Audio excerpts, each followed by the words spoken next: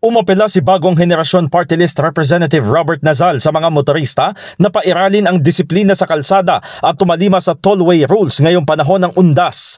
Ito'y upang maibsan ang bigat ng trapiko at maiwasan ang mga aksidente, lalo't milyon-milyong Pilipino dumadagsa pa uwi sa kani-kanyang probinsya para dalawin ang puntod ng mga yumaong mahal sa buhay. Kasabay nito, muling binigyang diin ni Nazal ang kahalagahan na maipasa na ang House Bill 4372 o ang Non-Payment of Toll Fees Act of 2025.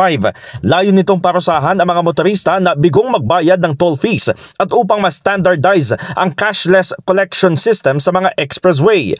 Tinukoy ng panukala ang hindi pagbabayad ng toll fees bilang traffic violation na may karampatang parusang multa, suspensyon ng lisensya at mas mataas na parusa para sa paulit-ulit na lumalabag. Binibigyan din nito ng otorisasyon ang open road tolling at multi-lane fast flow systems upang pahintulutan ang mga sasakyan na dumaan sa toll plazas nang hindi na kailangang huminto. Binigyang diin ni Nazal na tuwing undas ay paulit-ulit na ang problema ng mahabang pila ng mga sasakyan at gridlock at nasasayang lang ang oras sa daan dahil sa palpak na compliance at kakulangan sa koordinasyon. Sa tulong umano ng enforcement ng penalties at paggamit ng Unified RFID systems, mas magiging mabilis, ligtas at maginhawa ang pagbiyahe.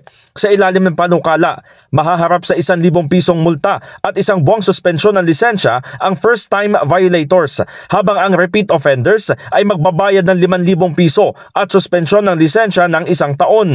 Ang makokolektang multa ay gagamitin bilang pondo sa pagpapabuti ng road safety signages at enforcement sa tollways.